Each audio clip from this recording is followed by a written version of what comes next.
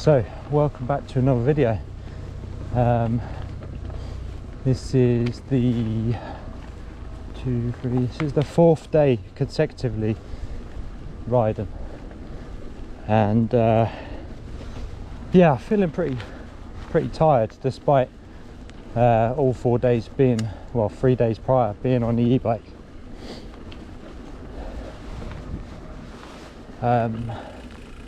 It's definitely not a case of no fitness or no energy required for e-biking.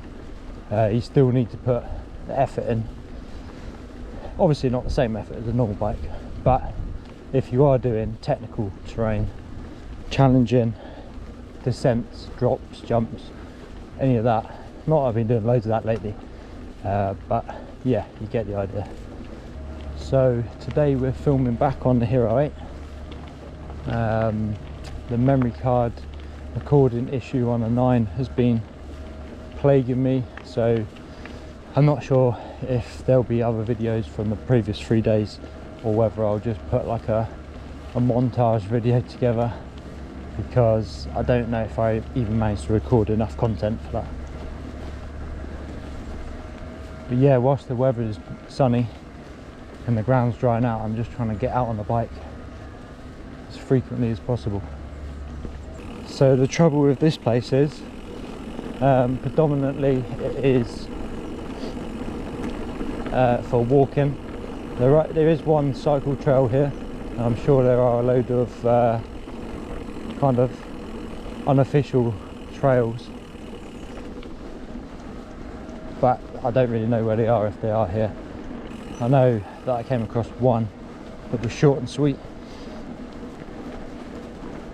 but to be honest, just getting out and exploring on a weekday when it's going to be a lot quieter is what I'm doing now. So actually going away from where I want to be going, I think. I'm hoping, the sun's over there, I'm hoping somewhere in that direction I'll be able to find a decent descent. I'm expecting a lot, I know. A decent unofficial descent. Not much to ask for, is it? And then there is a chance of a sunset if I can power through the village quick enough and then get up the hill the other side to the top, where there's a pretty incredible viewpoint. But I don't know, we'll see. Let's cut in here.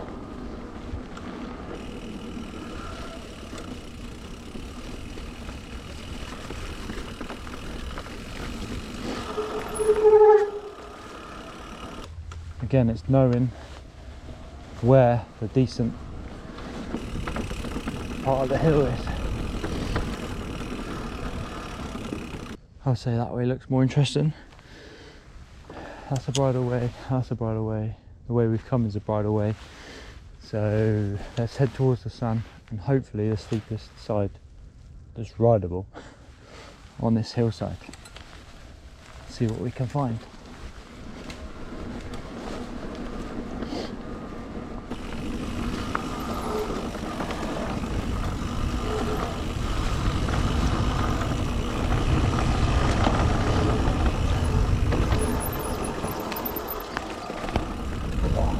Jacket, huh? Oh, I know where this is.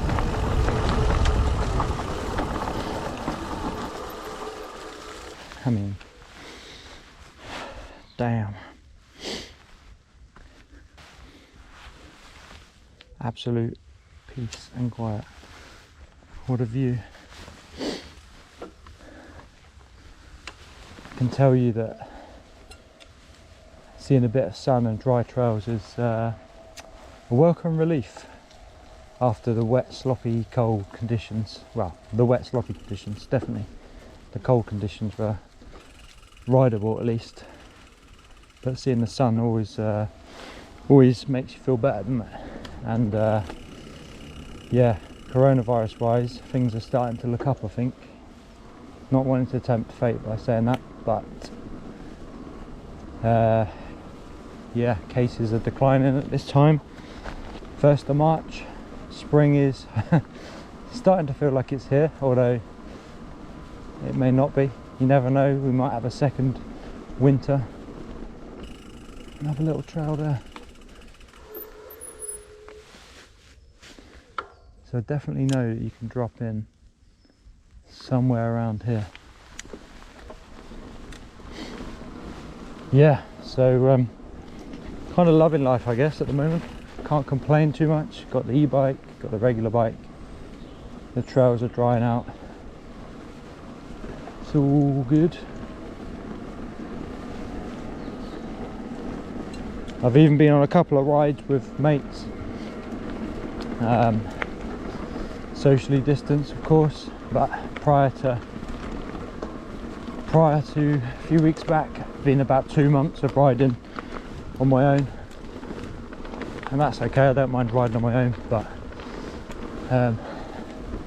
it's nowhere near as fun as riding with someone else and having someone else to push you, and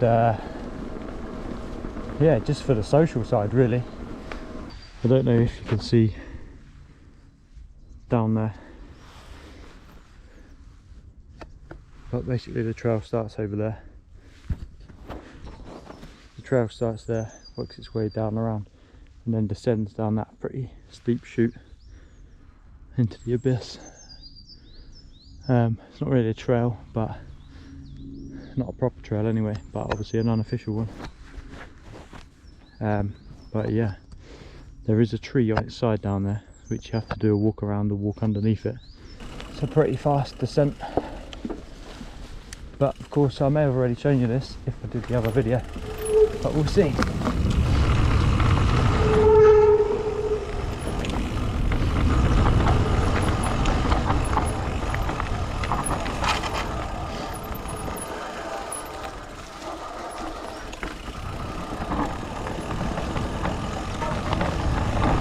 Sideways round here, and this is the bit where you have to go slow, careful, and then I was going to ride up there, but it looks like there's a tree in the way.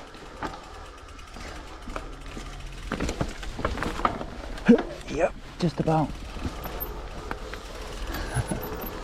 Right, put the helmet, and we're up.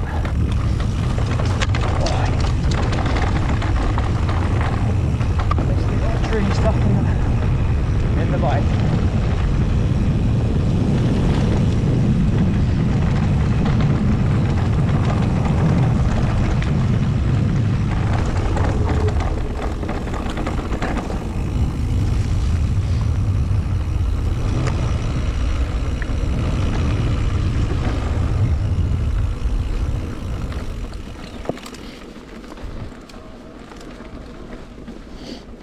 An example of all the logs that they've cut down, all the trees, loads and loads.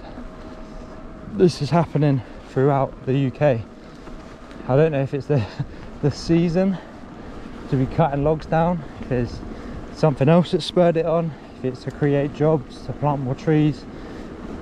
I don't know. Bit of a strange one. At least that's how it feels anyway. So I feel like I've never seen or witnessed so many trees being felled at the same time for different places all over YouTube. Does it make any difference to me? Probably not. A couple of trails out of action for a bit, but it does make you wonder what the reasons behind it are, the genuine reasons, the real reasons, not what they are being told. So this is where it's ideal. You just pop it into trail mode, drop it down a couple of gears, and then just blast your way to the top. It's great for exploring trails when you want to cover a lot of ground quickly, especially when you don't know where you're going.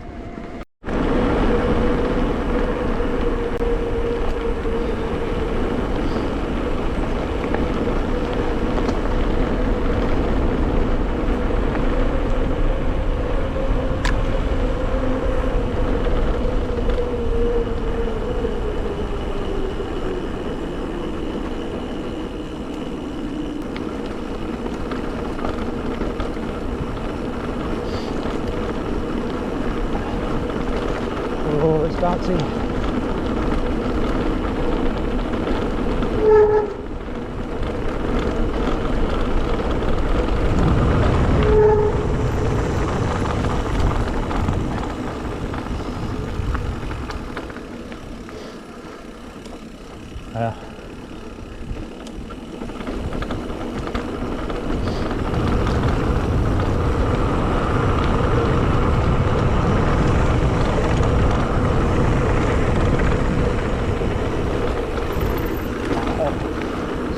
Straight through the whole shit. Amazing.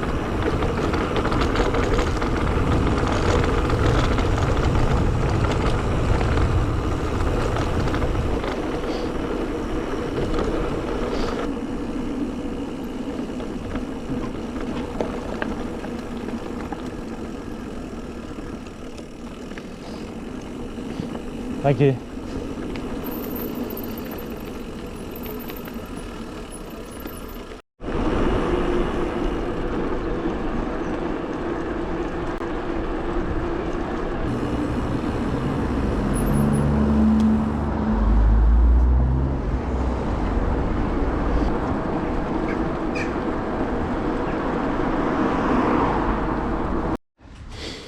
So, I just made it across from the other woods to here.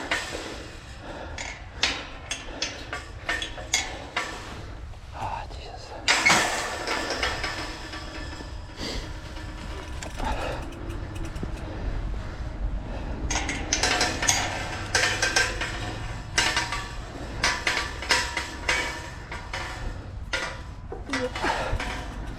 This is where an e-bike does not lend itself getting through turnstiles.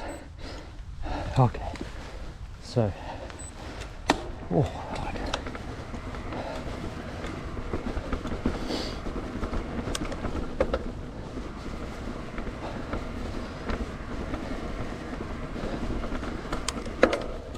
Oh, careful.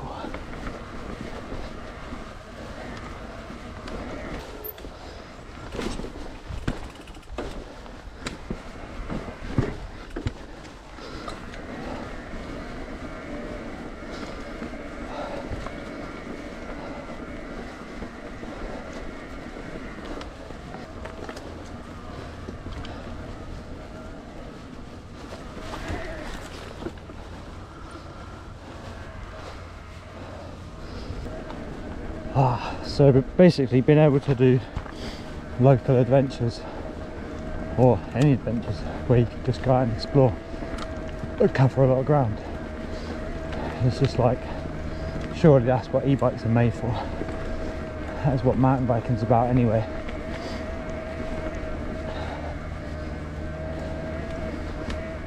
And it's good to have that freedom. I can see why so many e-bikes, or bikes in general, sold out over lockdown. They just give you that escape. I still need to get the front suspension set up and dialed. At the moment, I'm not using all of the travel. I'm definitely using all of the travel at the rear. So I need to double check the sag again, and a few other bits. Check the rebound and see if we're still on the expected or manufacturer's recommendations.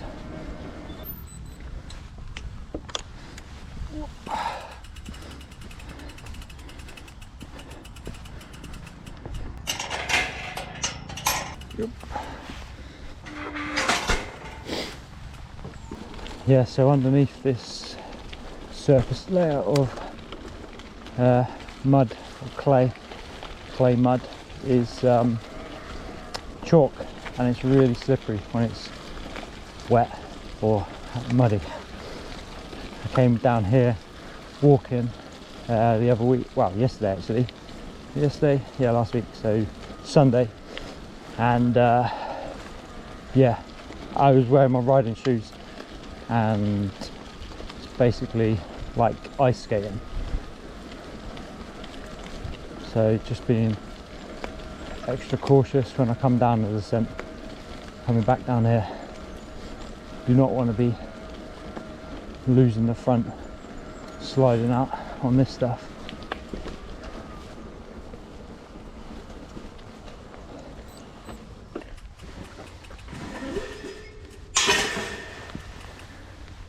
Yeah, so we are now making our way to the summit, the top, and there is some kind of memorial feature at the top. Can't remember what it's for. One of the wars, clearly. And yeah, on a clear day, a decent viewpoint from here. But today it's quite hazy.